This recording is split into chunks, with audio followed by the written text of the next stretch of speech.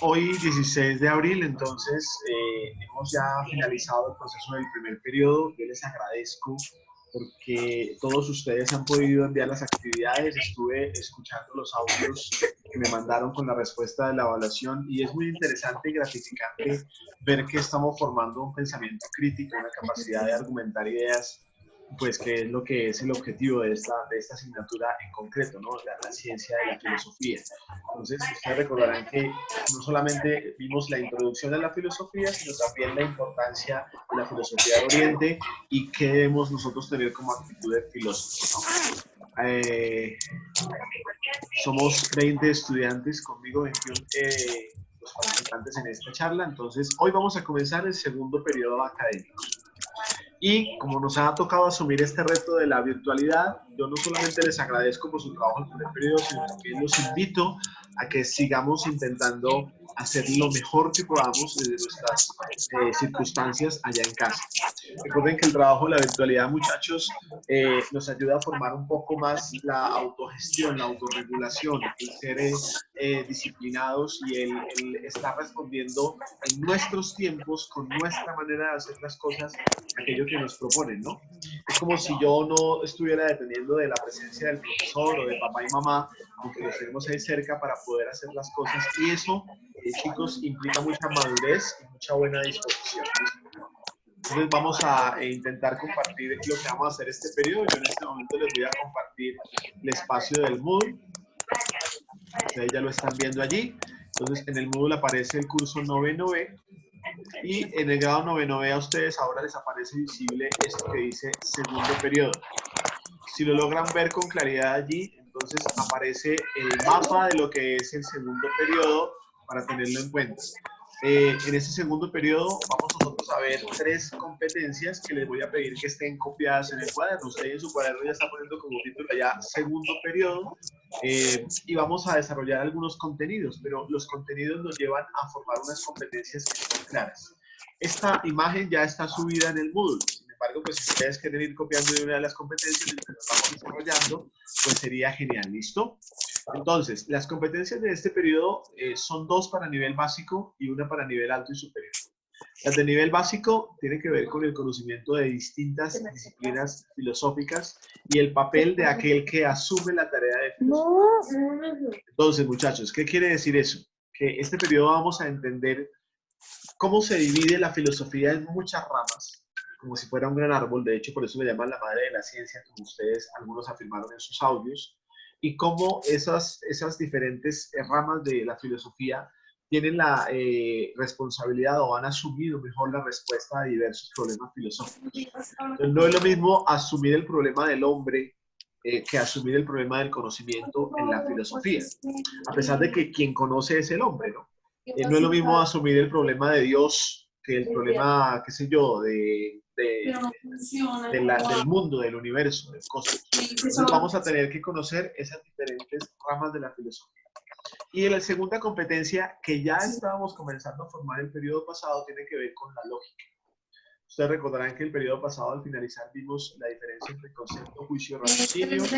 De hecho, fue uno de los puntos de la evaluación, hablaba sobre la lógica. En este periodo, la primera actividad, de hecho, tiene que ver con ese desarrollo de la lógica, sobre todo de la lógica formal, ¿no? Entonces, las competencias, primera, conoce distintas disciplinas filosóficas. Segunda, analiza la función de la lógica. Y aquel que logre llegar a nivel alto y superior en sus valoraciones, que ojalá sean todos ustedes, porque de eso se trata, es aquel que pueda explicar todas esas competencias que estamos formando para asociarlas con la teoría filosófica. ¿Cuál es el papel propio del filósofo? Tú como filósofo en potencia y la relación con el propio contexto, sobre todo con el contexto de los filósofos de la antigüedad también. Para eso vamos a ver varios temas, que son los que están acá. Yo estoy acá intentando señalarlos con el cursor. Dice, la lógica es la ciencia que estructura el pensamiento. ¿Qué es ser filósofo? Veremos el antidogmatismo, la fragmentación de la realidad, a los filósofos presocráticos. Ahí tenemos a los cínicos, a los estoicos, a todas las escuelas, y finalmente a Sócrates, Platón y Aristóteles, los vamos a ver en este periodo. Y en los problemas de la filosofía, entonces yo dividí en 2, filosofía teórica y filosofía práctica, las diferentes ramas de la filosofía. ¿Listo? Yo les voy a pedir que silenciemos los micrófonos personalmente si estamos por ahí, porque hay mucho ruido ambiente y pues no permitimos que los demás escuchen y ahorita los volvemos a abrir, ¿listo? La cámara sí debe estar abierta, Juanita, no te vayas, gracias. Entonces, ahí tenemos también los criterios de evaluación. Ustedes van a tener que hacer un control de lectura sobre un texto que se llama Historia de la Filosofía de Julián Marías, presentar una síntesis de la historia de la filosofía antigua a final de periodo, elaborar un texto descriptivo sobre la función del filósofo para las diversas presentaciones que vamos a hacer en clase. Y hay una actividad que no está aquí, que es la primera que vamos a hacer, y es un taller de control de lectura de un libro que yo ya les propuse el periodo pasado, que se llama El descubrimiento de Harry. Yo les había dicho en la evaluación, como ustedes estas 2 semanas tienen evaluación, no vamos a hacer esa actividad, sino lo que la vamos a hacer al inicio del segundo periodo. Por eso hoy yo quiero comenzar con esa actividad. Aquí la primera actividad que aparece ya en el segundo periodo de ustedes era la que ya habíamos puesto el periodo anterior, que se llama Introducción a la Lógica Formal. Entonces, si ya copiaste en el cuaderno segundo periodo competencias, pon un título ahí que es Lógica Formal. ¿Listo? Mientras yo voy abriendo acá el archivo para mostrarles qué es lo que vamos a hacer. ¿Listo? Lógica formal. ¿Qué es eso de la lógica como disciplina, como ciencia? ¿Será lo mismo ser lógico que ser racional? ¿Todos desarrollamos de la misma forma la lógica o hay diferentes sistemas lógicos que vamos desarrollando a través de nuestra existencia, de nuestra vida, de nuestra formación? Porque a mí me inquieta mucho pensar, chicos, que, por ejemplo, algunos de nosotros desarrollamos mucho la lógica matemática, pero otros no. Otros desarrollan más una lógica o una racionalidad poética, más hacia las artes escénicas, hacia las bellas artes, y es válido, ¿cierto? Otros, por ejemplo, desarrollan una lógica mucho más emotiva, es decir, que les ayuda a reconocer la parte de la dimensión humana, personal, la psiquis, toda la psicología, y eso no es algo malo. De hecho, todos tenemos, lo dice la teoría pedagógica, diferentes inteligencias. ¿Será lo mismo ser inteligente que ser lógico? Eso es lo que yo quiero que nos preguntemos a través de la clase. ¿Listo?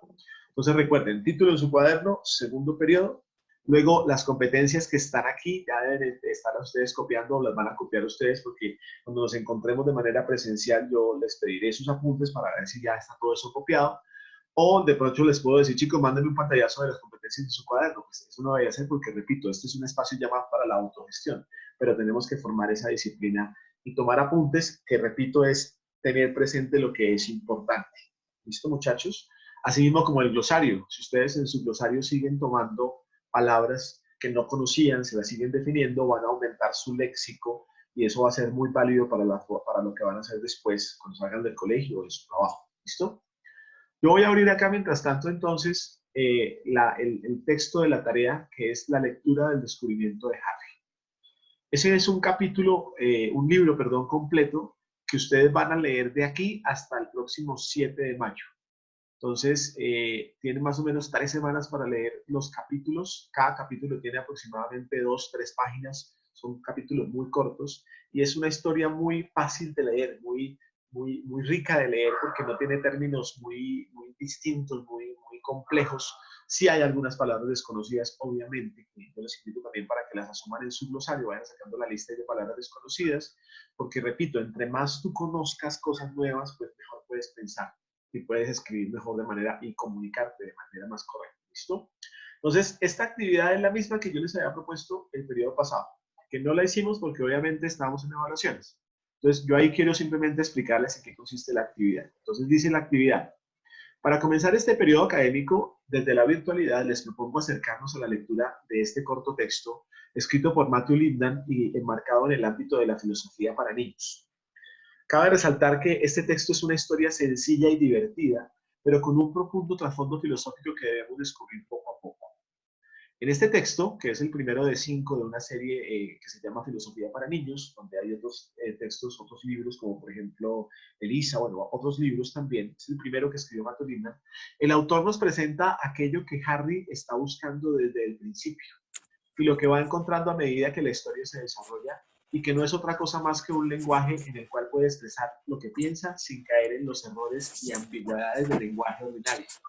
Ese lenguaje es el de las proposiciones categóricas. Palabra nueva para ustedes, de pronto alguno no sabe lo que es una ambigüedad.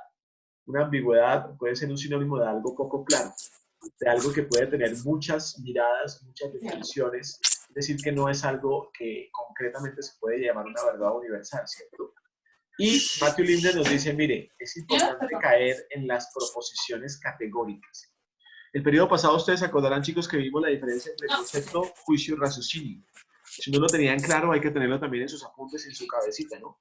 Ustedes conocen muchos conceptos. Conocen el concepto papá, familia, amor, amistad, vida, estudio, ¿cierto? Conceptos. Pero solamente esos conceptos se logran llevar a la práctica cuando yo los vuelvo juicios.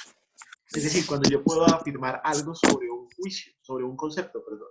A eso se llaman proposiciones categóricas. Si yo digo el día está soleado, estoy uniendo varios conceptos, día, el verbo ser o estar y sol, ¿cierto? Esos tres conceptos me forman a mí un juicio cuando yo afirmo el día está soleado. Y esa es una afirmación categórica que no necesita mayor evidencia, sino abrir la ventana y ver si es verdad o no es verdad. Eso se llama una proposición categórica. Pero ¿qué pasa cuando unimos varias proposiciones categóricas, varios juicios? Que se llega a una conclusión. Y a esa conclusión, chicos, es lo que llamamos raciocinio. El raciocinio es cuando tú unes varias cosas que piensas, que descubres en la evidencia como verdaderas y sacas una conclusión. Y a eso, chicos, se le llama el sistema lógico. Aquel que piensa lógicamente es aquel que puede unir varias ideas para llegar a una verdad. ¿Listo? Por ello, sigo la lectura. Los invito a realizar la lectura de la totalidad del libro que me permita juntar en su versión de PDF y que debemos finalizar de leer hasta el próximo 7 de mayo, fecha en la que realizaremos el control de lectura de este libro. ¿Qué quiero decir con eso? Que su único trabajo en estas 3 semanas, pues fuera de lo que vamos a hacer en clase y las demás actividades, es leer. Organice su tiempo para leer el texto del descubrimiento de Harry. Tome apuntes en su cuaderno, vaya tomando ideas, el glosario vaya desarrollando. Es una cosa muy personal que ustedes tienen que... Yo no estoy ahí para revisar si está tomando los apuntes o no, pero repito, la virtualidad tiene esa característica, ¿no? Aquí depende de mis ganas de aprender, no de si me están viendo para poner un sello, una firma, no, sino mis ganas de aumentar mi conocimiento. Entonces hay que tener esa buena actitud, chicos, para que este sea un trabajo válido para ustedes, ¿no? Y el 7 de mayo, ese día que tenemos la clase de filosofía, es un jueves, yo les voy a presentar el taller. Ese taller ustedes lo van a desarrollar ese mismo día, porque se supone que ya leímos el libro, va a ser muy fácil responder unas preguntas y desarrollar las actividades con ese taller, ¿listo? Entonces, aquí sigo la lectura. Les recuerdo la importancia que tiene leer dentro de la formación del pensamiento. Y por ello es necesario que a medida que vayas leyendo cada capítulo, anotes la idea central o la anécdota que más te llama la atención en la narrativa o una especie de síntesis que luego usarás para realizar el taller que representará el control de lectura en la fecha propuesta. Yo no voy a pedir que tú me envíes fotos de todo lo que hiciste en tu cuaderno. Y aquí quiero ser muy claro. Yo necesito que ustedes comprendan la importancia de llevar sus propios apuntes. Pero esos apuntes le van a servir para hacer el control de lectura del 7 de mayo. Si tú no apuntaste nada y crees que todo lo tienes en la cabeza, tal vez te lleve sorpresas porque lo que no se escribe se olvida y es para eso tenemos los cuadernos, ¿cierto? Entonces, el 7 de mayo hacemos la actividad. Único trabajo que yo les pido, lean, chicos. Organicen su tiempo para que ahorita, por ejemplo, ya acabemos la clase en un ratico y usted se ponga a leer los 5 primeros capítulos, ¿por qué no? Son capítulos muy cortos, ¿cierto? Por ahora, chicos, sigo acá la definición de la tarea. Yo quiero dejarles estas preguntas que podrían ustedes ir resolviendo en sus apuntes a medida que vayan avanzando en el acercamiento del texto. De estas preguntas, de algunas de esas preguntas, yo voy a sacar el taller de control de lectura. Entonces, ojalá sea muy chévere que las puedan respondiendo, ¿no? ¿Qué es un silogismo? ¿Por qué Tony afirma que todos los ingenieros tienen facilidad para las matemáticas? ¿Cuál es la razón por la cual Harry quiere saber la utilidad de ningún y todos, que son términos que aparecen en el libro? ¿Por qué, según el texto, cuando queremos decir sí, nos referimos al mismo tiempo a todo? ¿Cuál es el descubrimiento que hace Harry? ¿Qué es una proposición categórica? ¿Podemos considerar que el descubrimiento que hace Harry tiene que ver con algo abstracto? ¿Y por qué debemos plantearnos preguntas profundas para elaborar nuestro pensamiento? ¿Qué hacen ustedes? Le dan clic al PDF, ahí descargan el PDF en un espacio al lado, ¿cierto? Ahí lo está descargando. Y cuando le den clic a esa descarga, les va a salir este texto, este libro que está acá. Ahí aparece la portada del libro, el descubrimiento de Harry. Tiene 74 páginas. Ustedes organicen, por ejemplo, si tenemos tantos días de aquí al 7 de mayo, el reto sería que usted de una vez diga, oye, yo voy a leer entonces, son, qué sé yo, 15 días, voy a leerme 4, 3 capítulos diarios para llegar a esa meta de acabar de la lectura el 7 de mayo. Sería muy triste que usted el 6 de mayo esté comenzando a leer el libro, porque es allí donde tenemos que evaluar o autoevaluar qué tan capaces hemos sido de aprender a autogestionarnos, a no depender del profesor o del papá diciéndole, oiga, mi hijo tiene tarea, ya leyó, sino que tú lo hagas por iniciativa propia. Este es un PDF, obviamente ustedes pueden irlo leyendo en su celular, lo pueden descargar, lo pueden tener en su computador y lo van leyendo. Miren que el primer capítulo tiene apenas 3 páginas. Entonces son capítulos muy cortos que ustedes pueden ir leyendo allí, ¿no? La idea es que ustedes vayan anotando allí las cosas que sean importantes, no que vuelvan a escribir todo el libro en su cuaderno, ¿no? Se trata de eso. Pues cuando acaben de leer eso, simplemente ustedes ya el 7 de mayo están listos para el control de lectura que vamos a hacer en la clase del 7 de mayo. Mientras tanto, en las demás clases vamos a ir avanzando en la teoría filosófica. Entonces, si ustedes se dan cuenta, perdón que ahorita otro curso acá. Ustedes acá tienen, esto no tienen que enviarme absolutamente nada, simplemente leer.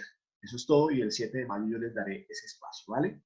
Ahora sí comencemos a lo de la clase de hoy. Ustedes en su cuaderno ya pusieron allí segundo periodo, competencias y un título que es lógica. Y la pregunta fundamental es, muchachos, para ustedes, ¿qué es eso de la lógica? Es una pregunta retórica, no me la contesten. Yo quiero que ustedes se pregunten a través de la clase, de esto que estamos haciendo en estos días, si es necesario desarrollar un pensamiento lógico, si es válido y útil el que nos estemos preguntando por qué tan lógicos somos en nuestro conocimiento, en lo que estamos haciendo. Para eso, muchachos, yo les voy a ir explicando, ustedes van a ir tomando apuntes de lo que vamos hablando en cada clase sobre la lógica y es necesario también que pues yo aquí les voy a preparar un documento en Word para ir mirando algunos términos, algunas cosas que son importantes. Quiero comenzar con un pequeño video que ojalá puedan escuchar allá en casa. ¿Listo? Este video nos muestra a Sophie. Sophie es una robot que es como una evolución de la inteligencia artificial. Dice la teoría que nosotros, bueno, la evidencia, que los seres humanos somos los únicos seres racionales. Luego, somos los únicos seres capaces de unir conceptos, juicios para sacar verdades. Los animales no tienen esa misma capacidad racional, pero ¿será que somos los únicos seres lógicos, nosotros los seres humanos? ¿O puede haber animalitos que usan una especie de lógica o de sistemas de pensamiento lógico para evitar riesgos? Por ejemplo, el perrito que sabe dónde le echan la comida todos los días, o el gatico que sabe dónde es su cama, ¿cierto? Entonces, hay que entender la diferencia entre lógica y razón, no es lo mismo. De hecho, Aristóteles decía que la lógica es el gran instrumento de la razón que tenemos que desarrollar, que no lo hacemos todos, muchas personas ya adultos no llegan a desarrollar la lógica de una manera clara y que hay muchos tipos de lógica. Entonces les voy a compartir una pequeña parte de este video, es muy cortico, para que lo tengan en cuenta. A ver, ¿dónde está? ¿Se perdió? Acá.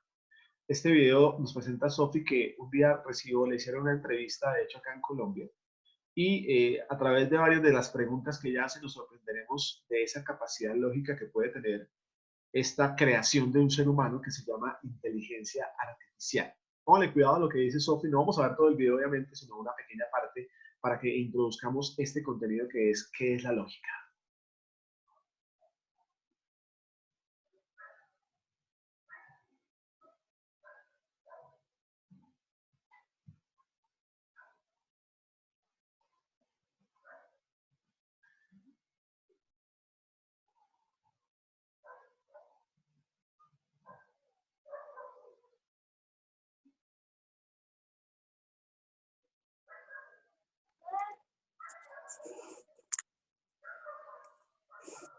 Eso se prende.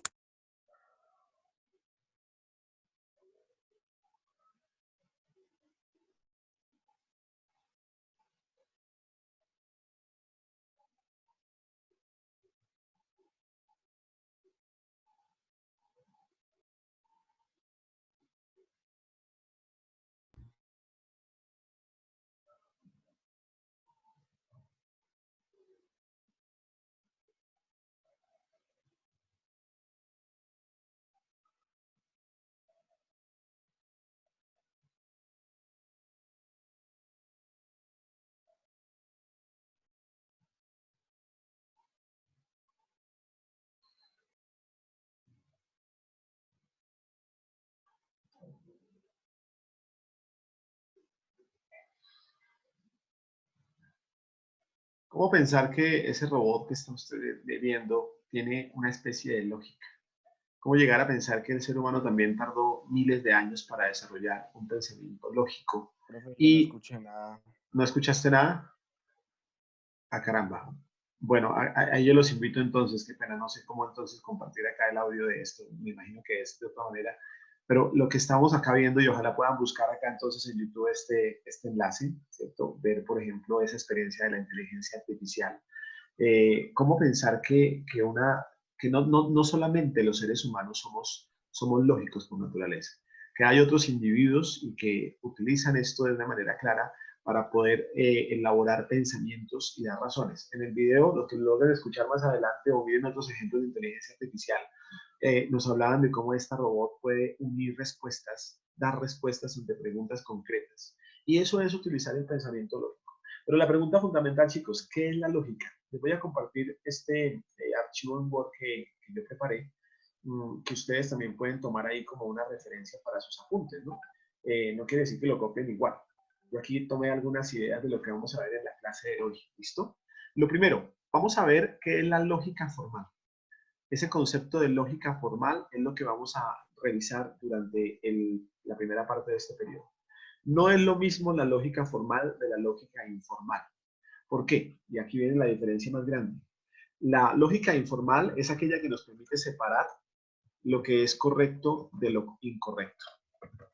Entonces, ustedes pueden decir, por ejemplo, qué es bueno y qué es malo, y eso no solamente lo dice la moral, sino una especie de lógica que hemos desarrollado de lo que no lo es. Esa es la lógica informal.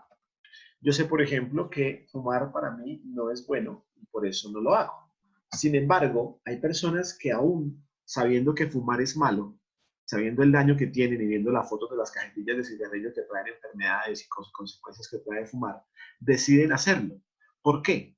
Porque hay un sistema lógico en la cabeza de las personas que nos llevan a sacar conclusiones, a sacar juicios contundentes o categóricos, a pesar de que hemos visto las consecuencias, es decir, utilizamos de una manera rara, por no decir compleja, ese sistema lógico para hacer muchas veces lo que no es correcto para nosotros.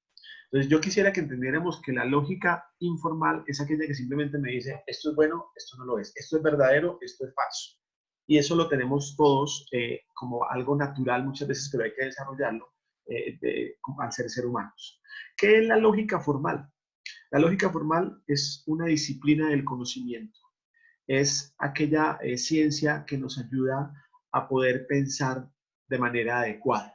Entonces, es la que analiza los diferentes sistemas de pensamiento, los diferentes sistemas lógicos.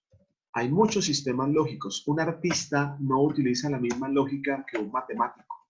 Un científico no utiliza la misma lógica que utiliza un deportista, porque hay muchos tipos de pensamiento lógico. Es para que lo tengan en cuenta. ¿Listo? Si están viendo ustedes el archivo en Word, ¿cierto? David, ¿estás viendo el archivo en Word? Sí. David. Ah, bueno, es que no veo allí. Entonces, yo acá estoy simplemente escribiendo lo que ustedes pueden ir tomando sus apuntes también. Esto. Pero hay varias preguntas que nos podemos hacer. ¿Qué es pensar con lógica?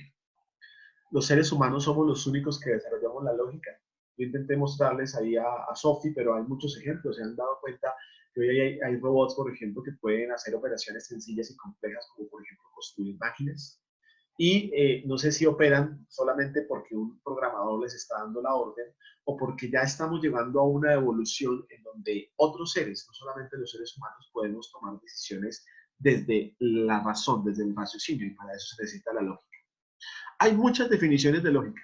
Ustedes ven en la red, en diccionarios, muchas definiciones de lo que es la lógica como ciencia. Yo les propongo esta, que es tomada desde Aristóteles, allá en la época antigua, que fue el primer filósofo capaz de tomar esto como de definir la importancia de la lógica. Aristóteles fue el primero que propuso el término lógica, ser lógicos. De hecho decía que el hombre es un animal pensante, el animal pensante que utiliza la lógica. Y él definía la lógica como la disciplina del pensar correcto. Es la disciplina rectora de nuestras ideas, es decir, la que manda en nuestras ideas. Es la disciplina que permite conocer el pensamiento. Ojalá ustedes tomen alguna definición a lo largo del contenido del periodo sobre qué es la lógica. Porque cuando alguien les pregunte por la calle en la universidad, oiga, usted es un ser lógico, usted tiene que pensar realmente si tiene un pensar correcto, si ha entendido cuáles son las ideas que son evidentes, obvias y válidas para usted, y si conoce su propio pensamiento, su propia capacidad. A final de periodo sería muy chévere que ustedes evaluaran y dijeran, oiga, ¿yo qué tipo de lógica estoy desarrollando? Soy más tendiente a la lógica poética, emotiva, a la lógica matemática, a la lógica científica. Entonces, yo quisiera que se dieran cuenta de esa importancia. Aristóteles, repito, fue el primero que habló de lógica. Y él dijo que la lógica era un atributo de la razón. Es decir, la lógica no es la razón. Eran cosas distintas, ¿no? Es una herramienta que le sirve al ser humano para poder pensar. De hecho, en uno de sus libros, él dijo que la lógica era el gran organón. Organón quiere decir instrumento, herramienta, es decir, algo que se sirve de lo que usa el hombre para pensar. Así como yo tomo, por ejemplo, la cuchara para poder comer, la lógica es lo que utiliza la razón para poder determinar lo que es verdad y lo que no es verdad. Porque Aristóteles decía que la lógica nos lleva de una verdad a otra verdad. Cuando yo sumo varios juicios y analizo esos juicios y los descompongo y los confronto con la realidad que estoy evidenciando, estoy llegando a una verdad. Puedo construir una verdad mucho más válida.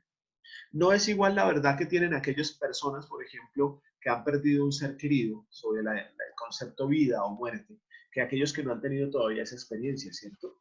Es que nos falta todavía revisar esos juicios para llegar a concluir verdades. Y él hablaba de una herramienta que debemos nosotros analizar también para llegar a concluir esas verdades lógicas.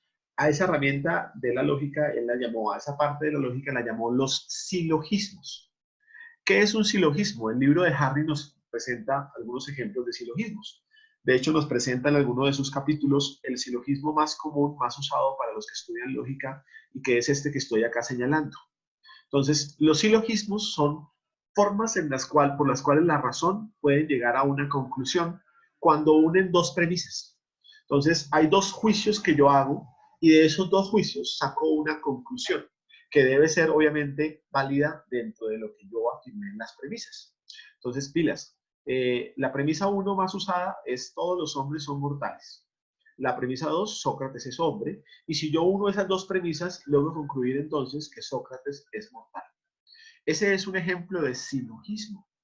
Ahora bien, si tú, por ejemplo, tomas otro silogismo, yo te dijera el silogismo que presenta de pronto una falacia, un error en la conclusión y es, todas las aves vuelan, la gallina es un ave, luego yo concluiría que la gallina también vuela. Usted dice, el silogismo como tal tiene validez, pero si van a ver en la realidad, hay aves que no vuelan. Entonces ya la primera premisa hay un error que yo debería analizar, reflexionar, para ver si es un juicio errado o un juicio verdadero, un juicio universal o un juicio particular, qué tipo de juicio es. Hoy nos quedamos con esa definición, chicos. Silogismo y lógica. Chévere sería que después que veamos toda la estructura de los silogismos, la próxima clase y todo lo que vamos a entender de los silogismos, lleguemos a analizar cómo estamos sacando nosotros conclusiones desde nuestra propia razón, desde lo que estamos viendo en la realidad. Por ejemplo, si yo les dijera, a ver, vamos a hacer un silogismo con la cuarentena. La cuarentena es buena. ¿Por qué? Porque nos da salud, ¿cierto? ¿Usted qué podía llegar a afirmar sobre la cuarentena y a qué conclusiones ha llegado sobre la cuarentena? Porque la lógica y la razón también tienen mucho que ver con la experiencia, no solamente académica o racional que estamos haciendo, sino también sensible, emotiva, lo que estamos experimentando. Para algunos de ustedes, de pronto, esa afirmación categórica de la cuarentena es buena, dicen, no, es malo porque estoy acá en mi casa y tenemos dificultades, como todas las familias las tienen. Yo estoy viviendo esto no como un momento de alegría, sino como de tortura. Y al afirmar eso estoy uniendo una conclusión que puede ser válida para usted, pero no por eso es verdadera. Tenemos que comenzar a asumir cosas desde la verdad. Yo he escuchado muchas veces que algunos estudiantes dicen, las matemáticas son lo peor, pero eso es un juicio de valor, más un prejuicio que un juicio, desde la lógica, ¿cierto? Y no tiene que ver con una validez universal. Hay juicios que deben ser analizados según la validez universal de los mismos. Pero las matemáticas me pueden parecer horribles, pero la matemática es necesaria para comprender el mundo. Entonces las matemáticas no son horribles, solo que yo no he asumido la lógica matemática como otros lo han hecho, ¿cierto? Otros me dirán, no, profe, la poesía es lo más harto y aburrido del mundo. Pero ese no es un juicio universal, es un juicio de valor, un juicio personal, subjetivo, porque usted no ha hecho el ejercicio de hacer silogismos y revisar si lo que está afirmando es verdadero o no. ¿No les ha pasado, chicos, que a veces ustedes ven a alguien o conocen a alguien y de inmediato les cae mal sin saber el por qué? Porque nos quedamos solamente en el prejuicio y no llegamos a ver el juicio real al unir esos silogismos, conceptos que tenemos que revisar. Por eso es que tenemos que revisar en la clase de filosofía la importancia de la lógica. ¿Listo, muchachos? Yo les voy a hacer varias preguntas, a ver, para que abran sus micrófonos. De pronto, Leslie, ¿cómo estás, Leslie? Abre tu micrófono, por favor. ¿Cómo estás, Leslie? Bien, profe. Leslie, ¿cómo definirías entonces tú qué es la lógica formal? ¿La lógica formal? Sí, puedes ver tus apuntes, tranquila. ¿Qué es eso de lógica formal? Vimos que la informal es distinguir lo verdadero de lo correcto de lo incorrecto, lo verdadero de lo falso, ¿cierto? Pero la lógica formal, ¿qué es? Para mí la lógica formal en sí es la que nos permite como llevar lo que decimos o lo que pensamos y actuamos de una mejor forma hacia lo que necesitamos hacer, ¿sí? Ok, Hacerlo de una mejor forma, la forma más correcta posible. ok, o sea, no solamente saber que decir la verdad es malo y decir la verdad es bueno y decir mentiras es malo, sino entender en mi cabeza cómo he llegado a concluir eso y qué parte del sistema yo he utilizado, del sistema lógico para desarrollar un tipo de pensamiento. Muy bien, Les. Por aquí, a ver, ¿quién más? Sara Gamboa, ¿dónde está Sarita? Ah, sí, ya la vi. ¿Cómo estás? Abre tu micrófono. Sarita, gracias. Sarita, ¿y Hola, profe. qué es un silogismo? Hola, Sarita, ¿qué es un silogismo entonces? Pues por lo que entendí, silogismo es como, o sea, como algo que dicen que puede ser hasta tal punto cierto y hasta tal no. O sea, como una suposición, algo así. No, de hecho es todo lo contrario, Sarita. El silogismo Entonces, es sí. la unión de los juicios categóricos que yo tengo que me llevan a una conclusión, pero es la revisión de esos juicios para ver su validez. Hay juicios que no son válidos y a esos juicios se le llama falacia, los veremos más adelante, conclusiones que no son válidas respecto a lo que estoy afirmando, y es la necesidad de la lógica lo que yo quiero que descubran a través de la clase de hoy, cómo tenemos que entender, debemos reflexionar sobre los juicios que estamos haciendo cotidianamente. Si yo digo que mentir es malo, entonces ¿por qué muchas veces prefiero mentir para salvarme de ciertas cosas? O sea, ¿qué lógica estoy utilizando allí dentro de la actuación? Si yo digo que robar está mal, que es una lógica informal, ¿cierto? Robar está mal, ¿por qué muchas personas, o porque yo mismo a veces estoy tendiendo a ser corrupto, a engañar, a hacer cosas, ¿cierto? ¿Qué lógica está, qué sistema lógico he construido yo para llegar a esa conclusión? ¿Sí se dan cuenta de lo que está pasando en la cuarentena, no? O sea, están diciendo que quedarse en casa es lo necesario para que el virus no se propague. Eso es un juicio categórico, quedarse en casa es bueno. Pero ¿por qué muchas personas entonces prefieren hacer todo lo contrario? Ustedes me dirán por necesidad, porque en sus sistemas lógicos hay otras condiciones que hay que observar para llegar a una verdad universal, ¿cierto? No puedo quedarme simplemente con el prejuicio de decir esto es malo, esto es bueno, sin fundamentar la razón que está de fondo allí detrás. ¿Listo, muchachos? Entonces, para que lo tengan en cuenta, yo les recuerdo entonces el trabajo es leer. Lean, el próximo jueves nos encontraremos, ya ustedes deben haber leído varios capítulos, ojalá. Yo no voy a estar llevando un control exhaustivo como lo haría de manera presencial a ver si leyó un capítulo o a qué capítulo ha llegado, porque yo confío en que estamos desarrollando esta parte personal de autorregularnos. Lean, chicos. Leer les sirve a usted para aprender a pensar y luego para aprender a escribir. ¿Listo, muchachos? Ahí los dejo entonces con esa inquietud, me alegro mucho verlos. Sí les recomiendo que no solamente en filosofía ustedes ubiquen su cámara, puedan estar en un ambiente donde se sientan cómodos, no tan cómodos como David que está acostado porque no estamos en clase, David pilas sentadito en un escritorio para tomar apuntes, no se me vaya a dormir y para que podamos seguir desarrollando el trabajo. Chao muchachos, les alegro mucho verlos, cuídense mucho. Feliz tarde. Chao.